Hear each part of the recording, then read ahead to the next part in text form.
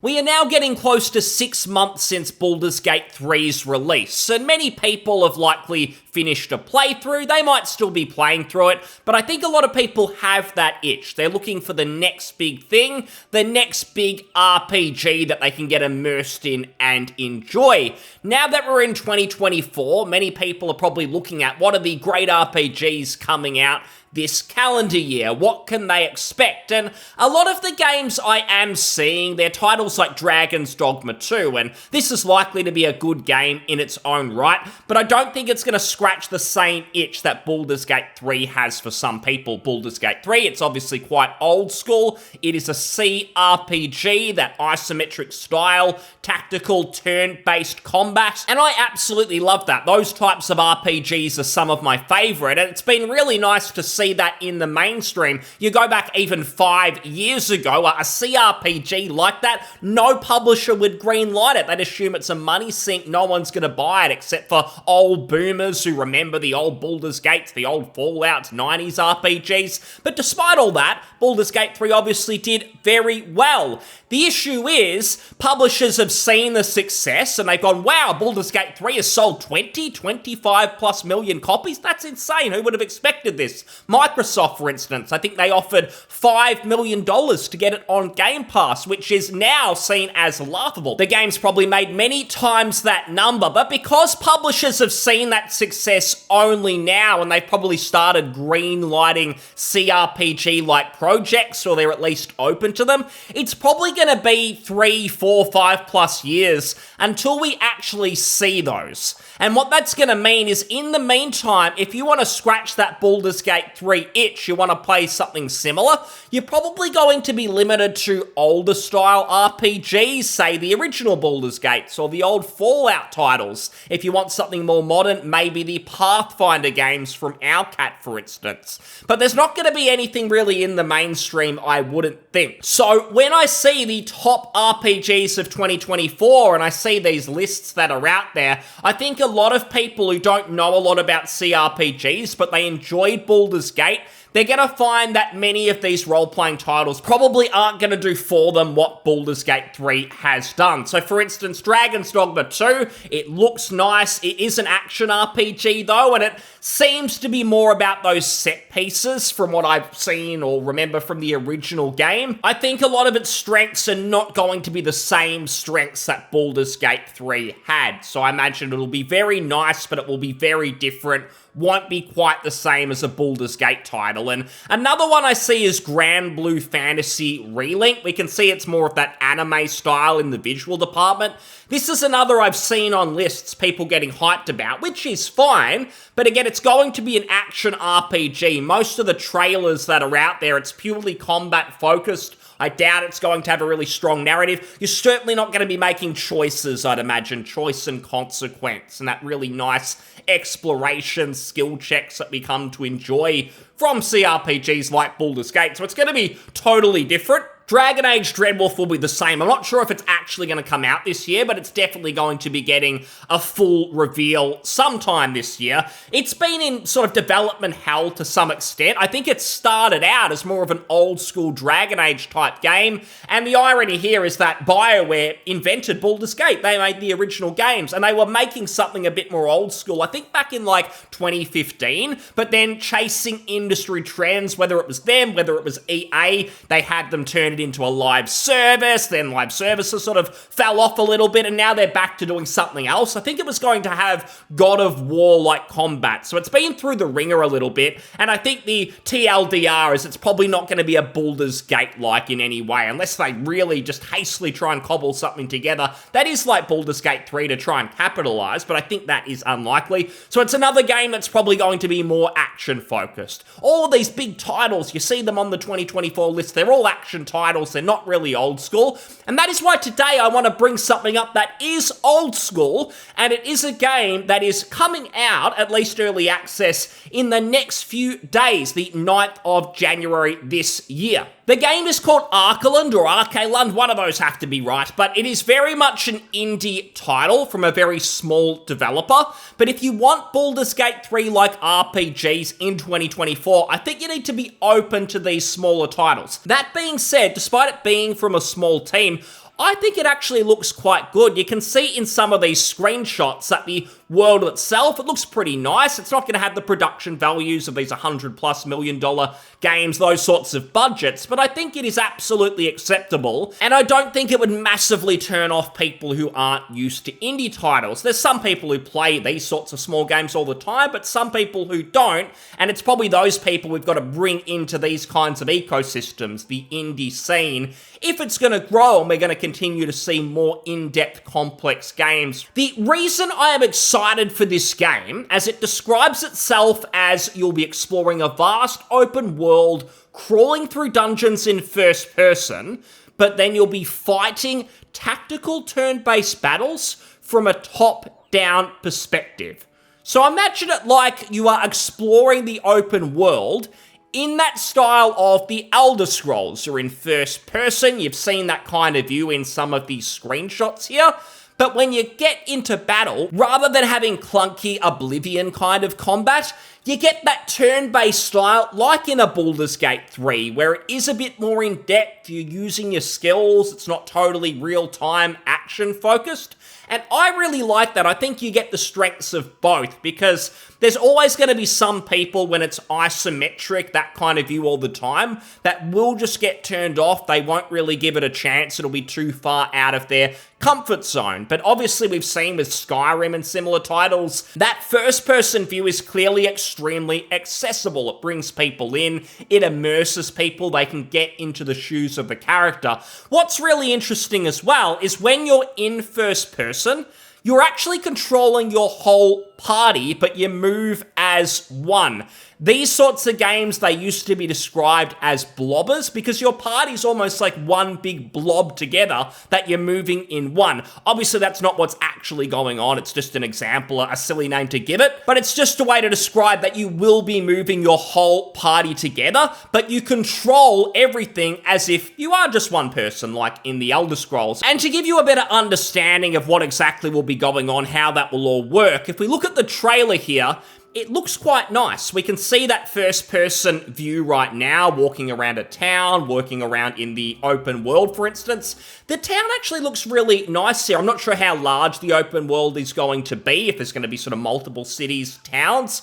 I will say I hope that they keep the scale realistic, given the development team is very small. I don't know if it's a handful of people. It probably is. And I don't think that's just an indie thing. We've seen it with heaps of mainstream titles, like Starfield, for instance. 100 planets, solar systems, yet there's nothing to do. I just hope they keep the scale nice and realistic. I think a lot of people are nostalgic about, say, Bloodlines 1 or the older Mass Effect games, Dragon Age Origins, because rather than being open worlds, they focused on small areas, hub-like areas, and they had heaps of content in them. Anywhere you went, there was unique content. You don't have copy and pasted outposts on the map like you get in Ubisoft games and a lot of open world titles. It's just nice, unique content. Baldur's Gate 3 is the same. Everywhere you go in an area, it's unique content. There's something hand-placed there, whether it's a quest, exploration, a reward, something to find, a secret, for instance. You know anywhere you go, it's going to be valuable. Your time is going to be well spent, rather than in, say, a Far Cry game where it's just the same crap over and over on the map. You feel like you're on a bit of a treadmill. It feels extremely gamey, not like a real world. And when we say real world, I'm not talking about, again, Starfield. I'll go to the moon, there's nothing there, you should be having fun. I mean that you'll have no idea what you're going to find and discover it. It feels really nice. And if we continue this, there are certainly going to be puzzles in the game as well. I've seen the devs talk about that a lot, and it's not necessarily only going to be puzzles where you do a skill check and then you solve the puzzle based on your skill check. It's going to have maybe the levers or the tiles on the floor. Maybe you need to read some books in the area and pick up clues. I like that balance. I think if you build a party, characters who have skills where they can pass skill checks related to puzzles. That's a good thing. But I also think some logic-based puzzles where you have to think, maybe not Skyrim Oblivion puzzles where they're really dumbed down, something a little bit more complex where you've got to think about. I think that strikes a good balance, and it helps with the exploration. I really feel like when I solve a logic-based puzzle in one of these games, and it was quite tricky, I really had to think about it, you feel like you've earned the reward on the other side. We can see the secret door has risen here, and you'd kind of feel like this actually took some effort. I didn't just go somewhere brainless on the map that anyone could do. I did have to solve this difficult puzzle, and I might find something cool here. And we can see here as we go into this room, there's an enemy that would result in a turn-based combat fight. We can see that in even better detail here. We were in first person, the camera goes up, and now we've got a tactical combat encounter on our hands. Is it going to be as in-depth in Baldur's Gate 3? Absolutely not. Nothing will be. Not the combat, not the exploration. That game, probably hundreds of millions of dollars in budget, 5+ years. Very experienced developers who had delivered before. This team is a bit smaller. Now, they have actually shipped a game before, and I always like to see that, because when a dev is announcing their first ever game and there's all this ambition, we're going to do this and that, I'm always a little bit skeptical. If you haven't shipped a product, who knows if it's going to work out for you this first time? So seeing that they actually have released a game on Steam previously, and it has been well received, that is always nice to see, and I'll show you that very briefly towards the end. But you can again see these encounters, and I think it strikes such a good balance. The first-person exploration, this open world, but then you've got the tactical combat that so many people are starting to enjoy. People are a little bit sick of dumbed-down action combat. It's designed for literally anyone to pick up the controller. It's always designed around a controller to go ahead with it, but you can see this is that CRPG style, and a lot of people want more of this in 2024, which is great.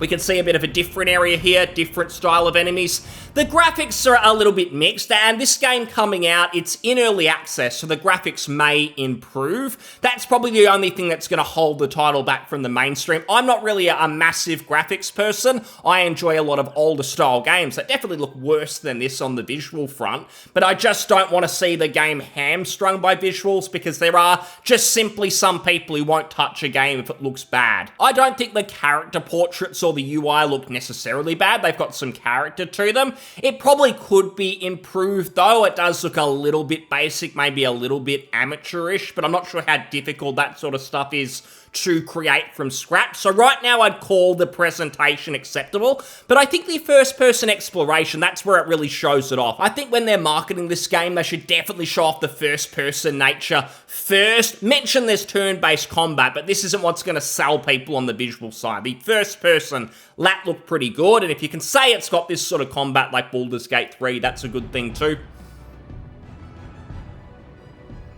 You can see a bit of it, different enemies. We've got spells, of course, as well. It's obviously not going to have the D&D combat system that people have gotten used to in Baldur's Gate, but it hopefully has a fair bit of depth to it. I think it will, given they're making that distinction of first-person exploration and then isometric combat as well. I imagine there's a fair bit of work that's gone into the combat.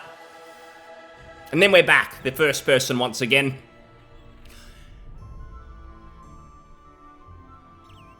And we can see a bit of the dialogue here as well, and yes, we do have a bit of an Oblivion NPC on our hands here, but the dialogue itself, there is a lot of work that seems to have been done on the skill check side of things, so I imagine persuasion, for instance, intimidation, that sort of stuff, that's going to be part of this. Maybe they'll use different terminology, but you'll be making decisions, choices that actually matter in dialogue, and I do like how it kind of summarizes the purpose of what you're saying, telling the whole truth, or better not to draw too much attention upon yourself, but it also lets you know what you'll actually be saying. I hate it in Fallout 4, for instance, where you would have that stupid wheel and you didn't even know what you were going to say to the person. You had to base your choice off one word some of the time. So this does strike a nice balance.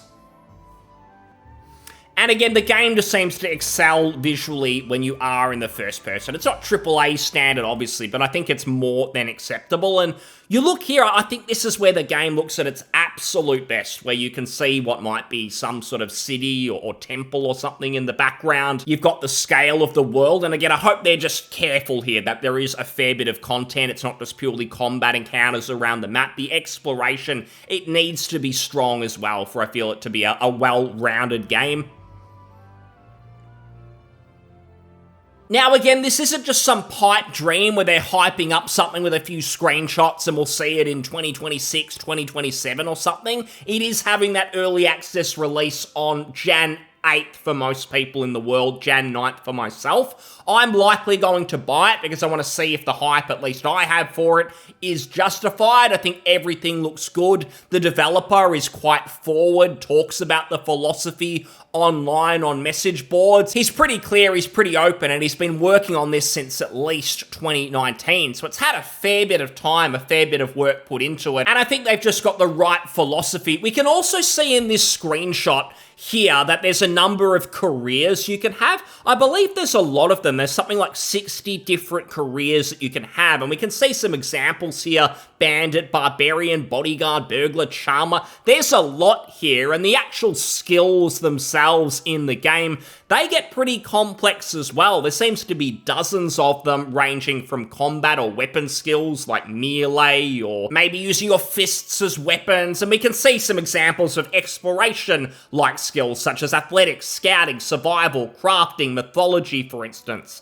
So it's quite in-depth, and you'll find that in a lot of these indie RPGs, that they are quite complex in a way where there's a lot of choices, and they might be a little bit less accessible than, say, Baldur's Gate 3, but often the investment is worth it. You'll get a lot of fun out of it. I mentioned earlier that they have shipped a game before, and this is it, Exiled Kingdoms, back in 2018, so getting on about 6 years ago now, and it seems like it's a great game for what it does. It is that isometric view. It's very, very old school, and I imagine that's why it didn't have massive success. It's still got around 1,000 Steam reviews, which is pretty good for a game like this, I would say. But I do think that their new title, Archaelund, it's got way more potential to do bigger, perhaps better things. So I'm not really seeing any red flags with Archaelund. I hope it's good. I'm probably going to give it that chance, and hopefully it can just kickstart 2024 with more CRPGs that we can play and enjoy. Hopefully we start getting more of them from the indie devs, maybe from some bigger publishers as well, given some people like the production values. And hopefully it can continue a trend of great games without the bullshit, without the monetization, and gamers can reward